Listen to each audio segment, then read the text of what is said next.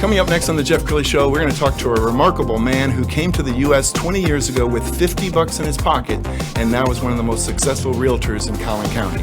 That's just ahead.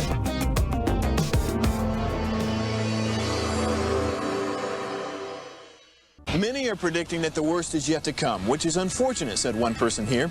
Until now, they've enjoyed the reputation of being the nation's icebox. Watched a burglar in his home this morning by webcam. As a journalist of over 25 years, stories are what make my world turn. Reporting live from the Dallas newsroom tonight, Jeff Crilley, Fox 4 News. But in 2008, I took the jump from my familiar life and started a PR firm from my home. We're talking about anyone with a camcorder like the one I'm using becomes a television network. We started slowly growing the company, and we now have over 100 clients, and we've branched into the world of live digital broadcasting. I now own 8 different TV studios and have a huge team, and the stories that I now get to share are sometimes the most important of my life. Life has a funny way of coming around full circle. This is the Jeff Crilley Show. Well, I know a lot of people who complain about their circumstances. They complain about the president. They complain about the economy.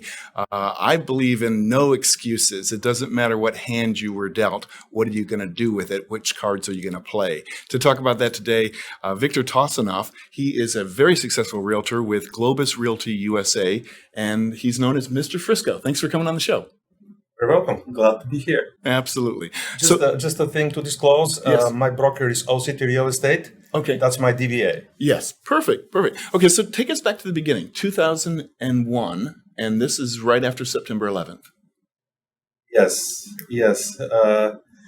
So decided to look for new opportunities, and my ex-wife came here to study. I was a student.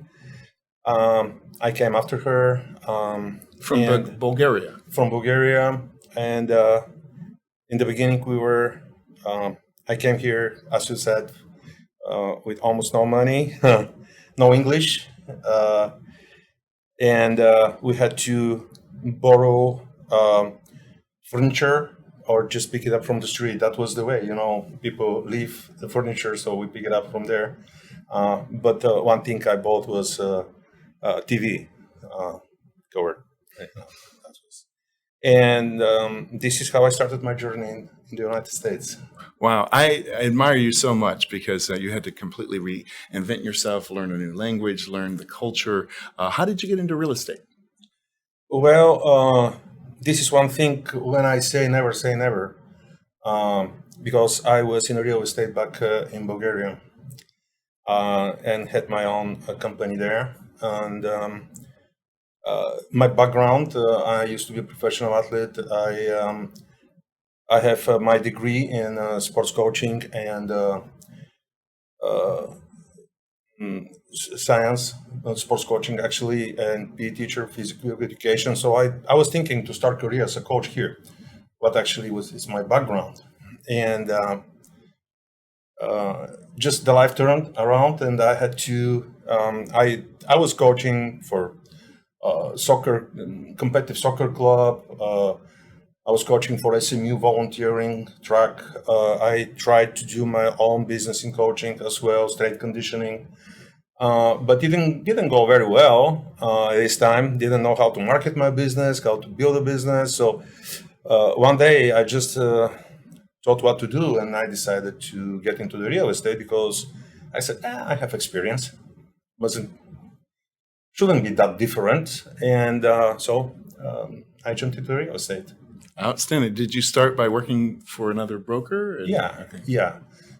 I still work for another broker, Sure. Under another broker. And it was just, I started with Coldwell Banker. I still have just sentiment to this office. They recently tried to recruit me again. And this is how I started. The funny story was that in their school, the first day they were teaching us how to do business here. That was the time when I found out that it's not gonna be the same. It's not gonna be the same as it was in Bulgaria. And so the instructor said, so you have to take your, when you go at home, you have to download your sphere of influence on your spreadsheet. And if you were in corporate sales, good, you have a lot of contacts. But put your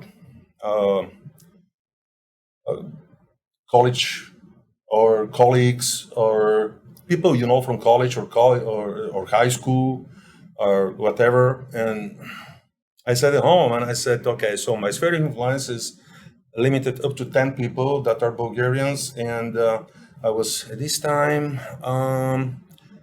6 years in the United States. So my English wasn't even a quarter of what I do now. Not that I do perfect now, okay.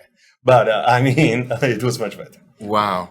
And let's talk about this market. And as we're talking about that, we're going to put up on the screen your Voyage Dallas article because it chronicles your rise in the business. This market's crazy, isn't it? Oh yeah, it is. It is unbelievable. I actually have been in the business for 14 years now. I thought that I have seen everything, and now it is just. I said, wow. I am in a lot of real estate forums, and you can see different stories there. And one thing I would, that's funny in Adelaide too, is there are some people that are buying cash, and they say, "Hey, can I buy cash?" They said, "Yeah, just have to send proof of funds," and they just send picture of their cash. Why I relate to that? Because when I started real estate back in my country, it was the same. There was no limit. Everything was going cash, and we were and the seller and buyer were exchanging the cash in the notary office. That was it. So I have seen that. I have seen that.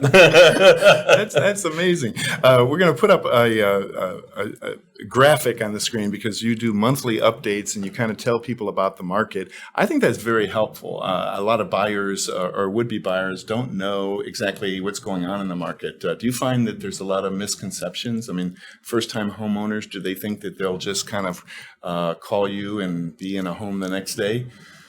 Well, next day I can't promise, but I just have clients that found a home for a week, and they walk in their home in the end of August, they're very happy about it. But yes, the market is unbelievably crazy, as I said.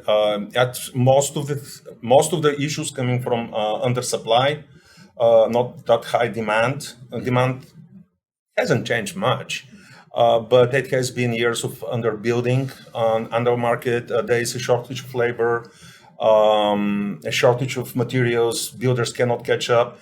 So it has been piling for years, and now just get accelerated by the virus. That's all. It's just difficult market. Yes. Okay, look at your crystal ball. I don't know if it's clear or cloudy, but what do you see for the rest of this year and next when it comes to homes? I don't have a crystal ball, but I think the market is losing steam a little bit. I would say by the end of the year, we're going to see market flats out.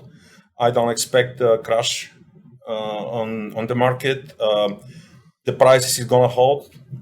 And I think even going to keep going up, but it's going to be more balanced and more balanced market. We're headed to the more balanced market.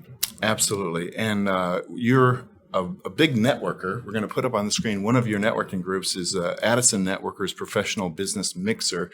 That's open to the public. Is that right, Victor? Yes. It's for all business owners, all kind of businesses. They're very welcome to visit. They can find the group on Facebook, on Eventbrite, and they can find.